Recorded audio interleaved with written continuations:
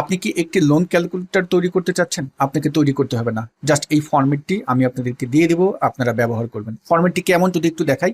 দেখুন আপনার লোন অ্যামাউন্টটা কত। যেমন আমার এখানে লোন অ্যামাউন্টটা যদি আমি এখন লিখি 5 লাখ, এখানে 5 লাখ দিলাম, এবং আপনার ইয়ারলি ইন্টারেস্ট কত, ইয়ারলি ইন্টারেস্ট ধরুন 9%, এবং আপনার স্টার্ট ডেট মানে আপনার লোনটা যে কত তারিখ থেকে শুরু হয়েছে সেই তারিখটা আপনি এখানে দিয়ে দিবেন। তো আমি এখানে তারিখটা দিয়ে দিলাম, এই তারিখ থেকে শুরু হয়েছে, এবং মান্থলি পেমেন্ট কত পড়বে, কতটি ইনস্টলমেন্ট পড়বে, টোটাল ইন্টারেস্ট কত দিচ্ছেন, টোটাল কস্ট অফ লোন আপনার পড়তেছে কত, এবং এই জায়গাটাই কিন্তু আপনি সুন্দরভাবে তার ডিটেলস সামারিটা কিন্তু পেয়ে যাবেন। এখন এই লোন ক্যালকুলেটর আপনি কোথায় পাবেন?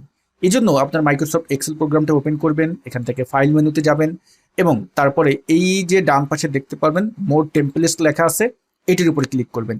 এখানে ক্লিক করে এই যে সার্চ বক্স আছে, এই সার্চ বক্সের ভিতরে আপনি এখন লিখে দিবেন loan, LON, loan, CAL, loan calculator লিখেই আপনি এখানে এন্টার দিবেন।